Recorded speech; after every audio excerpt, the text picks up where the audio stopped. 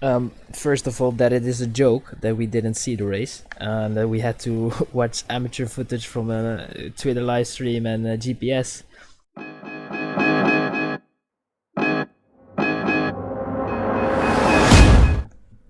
Hello everyone and welcome back to the Cyclocross Social Podcast. Today I will be talking about the second day of the European Championships Cyclocross held in Rosmalen or 's-Hertogenbosch. I am joined by Twan, just like yesterday. Hello. And I'm also joined by Issam. Hey everybody. Issam, where were you yesterday? We missed you. Work. It was work that didn't allow me to have a day off to watch the race. So it was not going to be suitable to join you guys. Watching a 2 minutes highlight video of what happened, so I gave you the booth. Well, at least you're here today. Tell us what happened in the men's race, because it was a decent race. It was indeed a decent race. Before we go to that, I have to say the first lap, I wasn't able to watch it, and I think many Belgians were as well, because on the Belgian broadcast, our southern neighbors, they just didn't show the first lap. They thought that news, what they normally show, was more important. So thank you, Sporza, for not showing the first lap. But after that, I think they joined us in 8 minutes. We could see what happened in the race, and we saw Aerts actually in front. We heard from the commentators that he was trying to force something in the first lap. He didn't want to give the lead away because he was, I think, a little bit scared for tactical plays. But then it was Vantourenhout who took over. Iserbyt made a mistake in lap 2. Then Twan was trying to force something, didn't work out, and then it was actually Iserbyt and Vantourenhout who were on his wheels. Iserbyt accelerated, and then it was Vantourenhout who stayed in the wheels. But for Twan, it was just, I think, a bad day. He couldn't follow, wasn't able to follow. He just lost train. I think then it was Sweek, who was in the wheel of Van der Haar, who had a very bad start, who was chasing in third place. And then it was Sweek and Van der Haar who actually tried to close in that gap with, of course, there was Philippe Aerts as well, who was there close by. Aerts was losing out big time. And then it was actually, we were focusing on Iserbyt and Vantourenhout in front for victory. But, it was pretty clear that Iserbyt was the stronger guy, and he was also able to, I think the end of the 6th lap, he was able to break Vantourenhout and just go with victory. It was in the end Vantourenhout who was second, and Lars van der Haar running up the top 3 in the European Championship of 's-Hertogenbosch. So Iserbyt, he was clearly the strongest today. He's actually been the last couple of weeks. Is there anything that others could have done against him? Because he really looked way stronger than the rest. No, he was untouchable today. It was, I think, you can maybe correct me if I'm wrong, but it was one of his most dominating races at such a level, especially this season. I'm not sure about other seasons, because last year he also had some few very dominating races, but today he just looked so much in control, knew what he was doing from the get-go, and the first few laps were a little bit scrappy, but then after that he took control. He looked to be the destined winner as well. I don't know what you think about this one, but it looked to be like the Belgians, and especially inside the team of Paul, Saus and Bingo, that they really wanted Iserbyt to take the win. Yeah, I think we saw that with one of the early crashes of Iserbyt. You saw that Aerts tried to put on the pressure, and you saw Michael Vantourenhout really looking behind as to where Iserbyt was, and I think he really tried to suppress the tempo a little. I don't quite agree that this is one of the most dominant races I have seen from Iserbyt. He might have looked in control, but there were also certainly moments where I thought this might just be one of those crazy days where someone like Vantourenhout, in today's case, has just one of the days of his career and is going to take it here. Especially because Vantourenhout looked particularly strong inside the sand sections. He often was distanced before them, but then managed to close the gap in the sand sections by riding a lot further in them than Iserbyt. Luckily for Iserbyt, he could create a gap at some point, because otherwise I think Vantourenhout could have made the difference there. I think the sand sections were really hard. I think I've only seen Van der Haar get through one of them.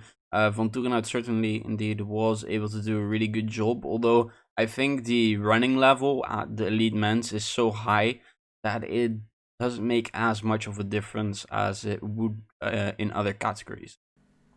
Well, Van der Haar, you already mentioned him, that he was one of the only ones to actually be able to ride through the sandpit.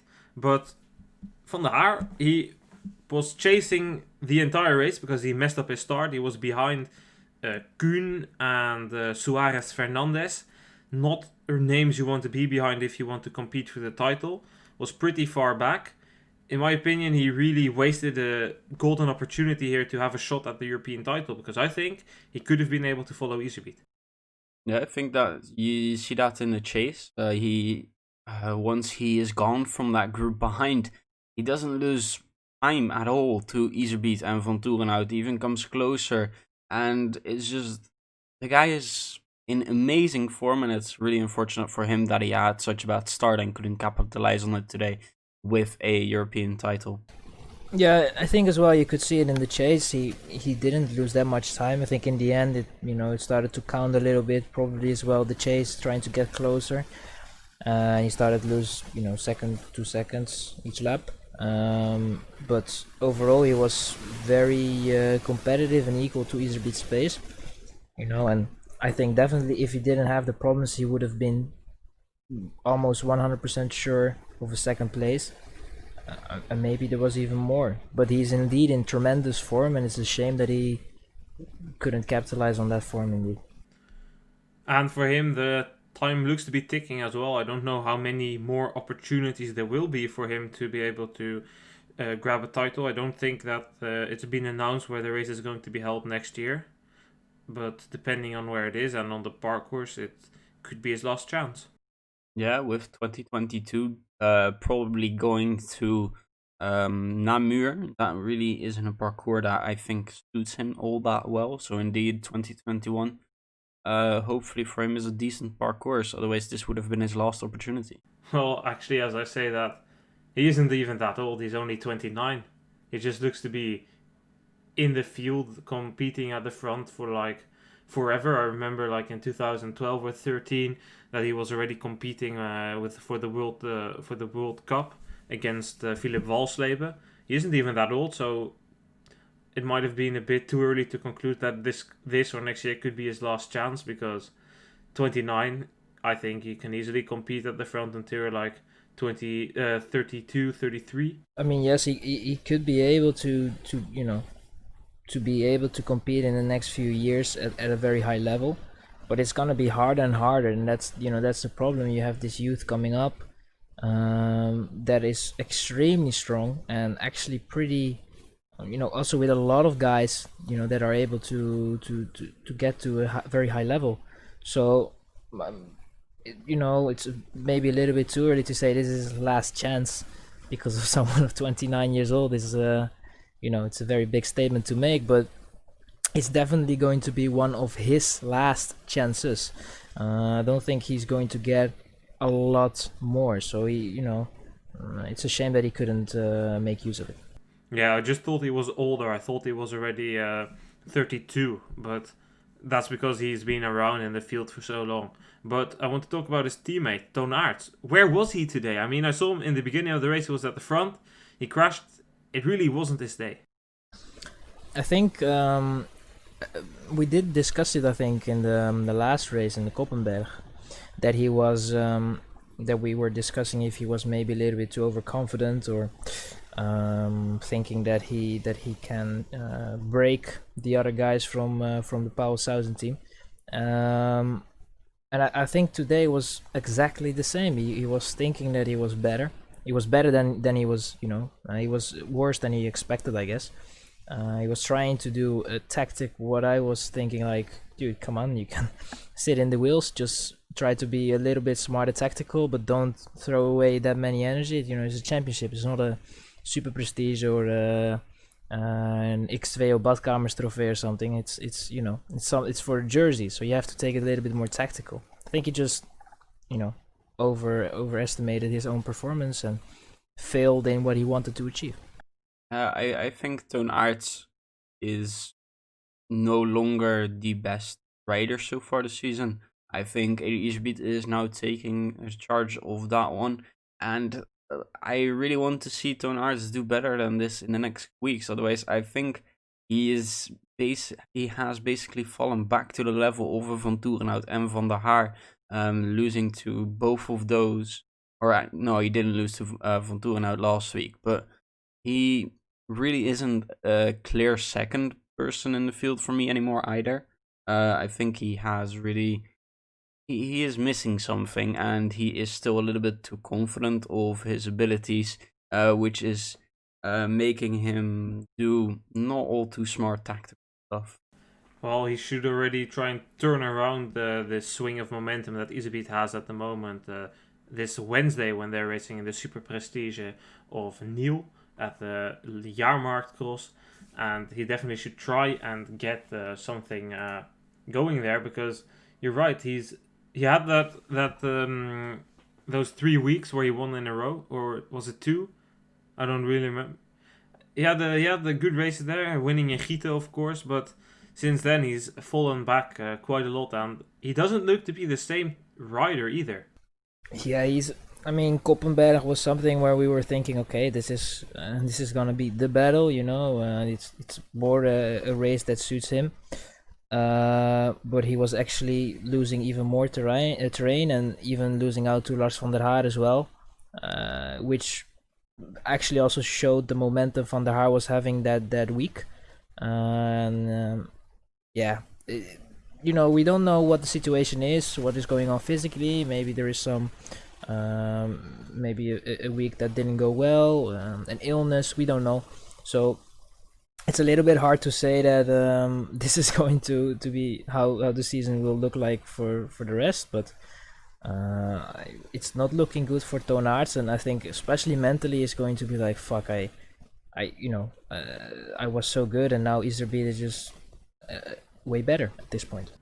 Let's take a look at the entire top 10 then. We have Iserbyt who won in front of Vantourenhout and Van der Haar. Just outside the podium we find Laurenswijk in 4th, then Toon Aerts, who we just talked about, in 5th. Daan Soete, another Belgian guy, finishes 6th. Then we find the first guy who isn't from the Low Countries, and that's Felipe Oort, who finished 7th. Quinten Hermans ended 8th. Then we have Joshua Dubo in 9th and Vincent Baasdaans in 10th.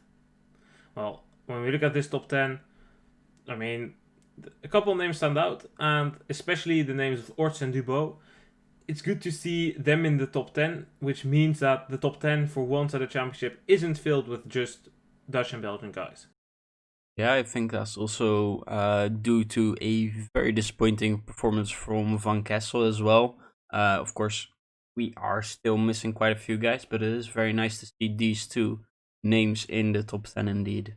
Yeah, it's also good for the internationalization of cyclocross in general. We to be honest, I expected our Spanish friend to be up there in the top 10. He has showed it in this type of races that he was always able to be up there. Now he did it again. Joshua Dubois, I don't know about you guys, it's a little bit of a surprise for me to be in the top 10, to be honest. But it's very good to see those guys there.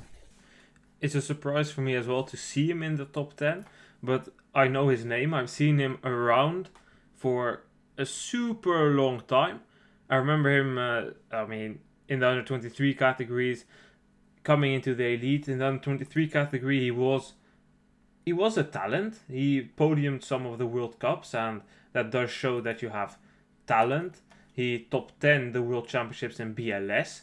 And I think we can see something now, because in BLS, Oorts ended 2nd, Dubo ended 6th. This is kind of the guys that from that World Cup in the under-23, that they are now becoming some names that you see in the top 10 often, because Oorts 2nd there, Dubo 6th there, Thijs Aerts also rode a decent race. He ended 16th. Eli Iserbyt, who had a bad race there in BLS because of some crashes into some ice water, 17th there, now wins. That's about like the year, those guys from that year, those are the guys now making the races, and they are the guys that we will see in the top 10 hopefully in the future when the older generation stops. Yes, definitely. It shows that there is a generation switch going on in the world of cyclocross, and it's only good to see. I mean, it's always fun and good to see new names popping up on in the top 10, and yeah, I just wish that we would see that a little bit more regularly as well on the classification races in Belgium in general, because that would make the races also a little bit more important, in my opinion. Yes, and I mean, let's not go into that too big, but the Super Prestige, they used to also have races outside of Belgium/Netherlands. They used to have a race in France or in Switzerland, and as they shift more towards Belgium, it becomes harder for people from outside of Belgium to actually compete in those events because they don't live there, and it's a big travel for them every week to go to Belgium. So I think that certainly isn't helping the internationalization of the sport, but let's not stick into that too deep, because then we can still be talking here in 1 hour, because there's certainly a lot you can say about that. Earlier in the morning, there was also a woman under 23 race, and normally we would have Twan give you the summary of this second race, but there wasn't a broadcast of this. Twan was sleeping. Issam and I did it with some footage that there was on Twitter and the live ticker, so I'm going to give you a short summary of that race. It was Shirin van Anrooy who took the head start. She went into the field first, and she put up a pretty high pace, and she opened a small gap of around 7 seconds, but after a few laps she was caught, and that meant that there was a group of 6 leaders. This contained of 4 Dutch women, a Hungarian and an Italian.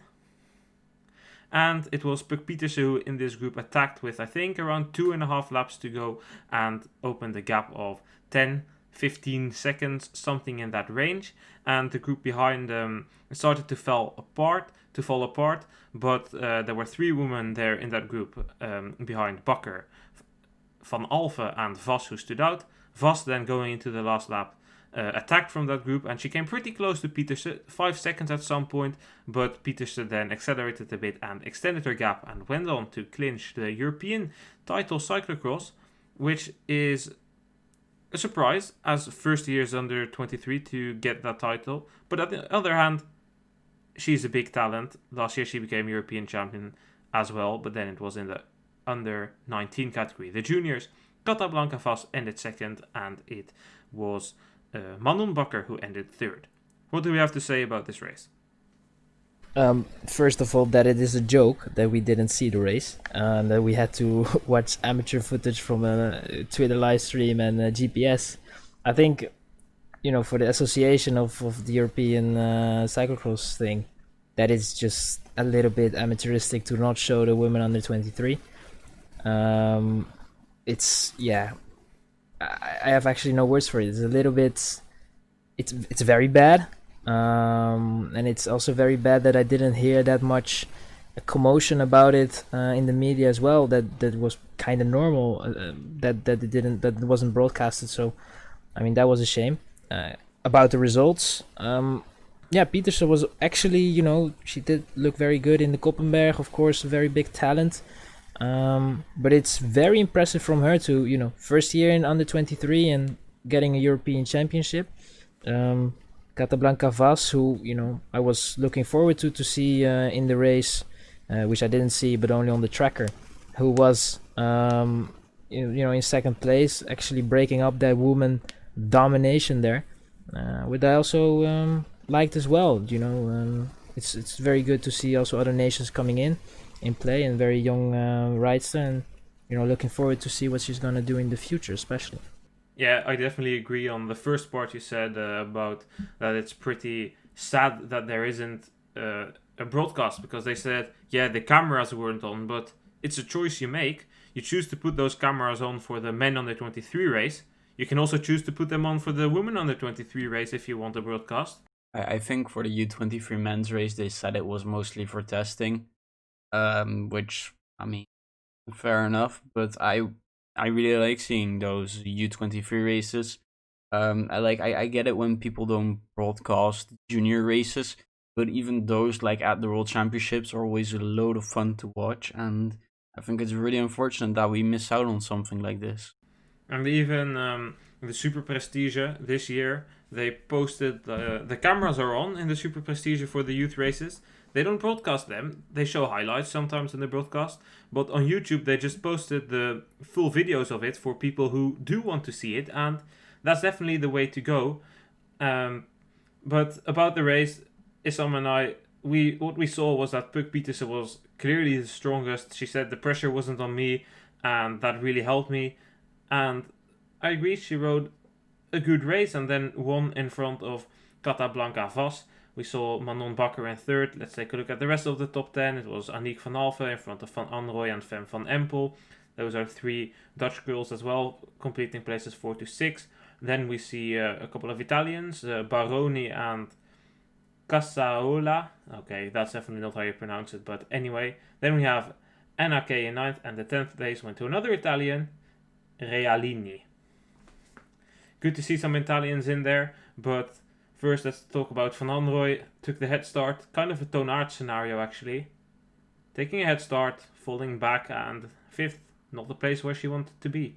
It's not the best of weekends for Telenet Baloise Lions, but you know, she thought she would do very good head start and maybe try to put the others under pressure. She tried to force something. I mean, her shape wasn't really up there in the last few races, so maybe it was kind of a desperate move. But we don't know. Maybe she was actually feeling good and she was, but in the end, she was just not able to maintain that pace and lost out even on the podium. It definitely does show that even though she finished 5th, that there is a strong Dutch generation coming through again in women's cyclocross.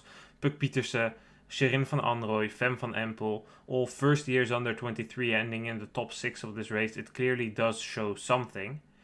However, there are also some other positive things to take out of this, and that's that we see some Italians in the top 10, Baroni, and then 2 others, which I'm not going to say it again because I'm sure I'm mispronouncing them, and it's definitely good to see some Italians come through because Arzoufi doesn't have it. Lechner is getting old, so hopefully these can step into the footsteps of Arzoufi and Lechner. Yeah, I think it's the same as yesterday's men under 23 race. Hopefully we see them more often in the Belgian races, and they can develop and challenge later on in their careers for some nice finishes. Yeah, about the names, that's gonna be a little bit hard, I guess. Maybe you can try it, but that's maybe for another video. I mean, it's good that we have such a big nation as Italy up there in the top 10. They're always a nation that delivers some good cyclocross riders, so it's definitely good to see that they have some talents waiting to go to the professional level and maybe do some good results there as well. Then the last thing that I think we have to say about this is 2 disappointments. 1, Ribeirol, 11th, reigning world champion. She doesn't have it this season. What's on with her? White pants, right? Yeah, okay, that's an explanation. If you ride cyclocross in white pants, you ain't going nowhere.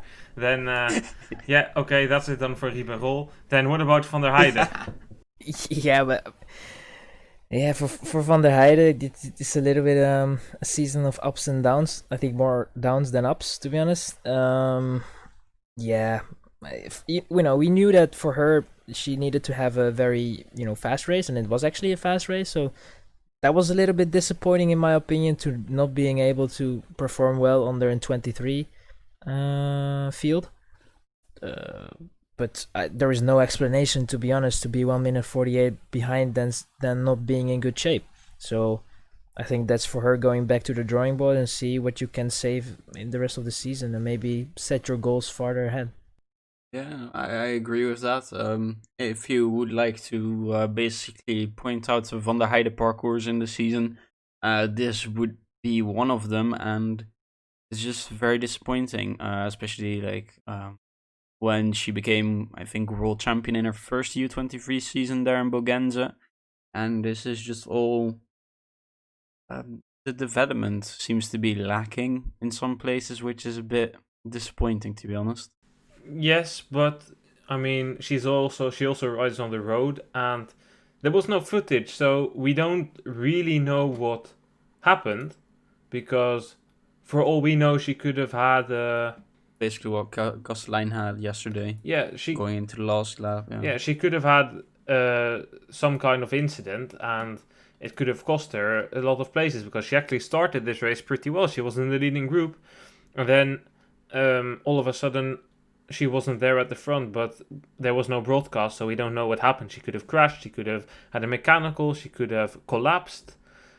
All things that are up there, but it's certainly not good for her, and considering the form she has so far this season, it's still a disappointing performance, because in Beringen and Ruddervoorde she did end in the top 10 in the elites, and that would mean that she should be able to at least top 5/top 10 in this field.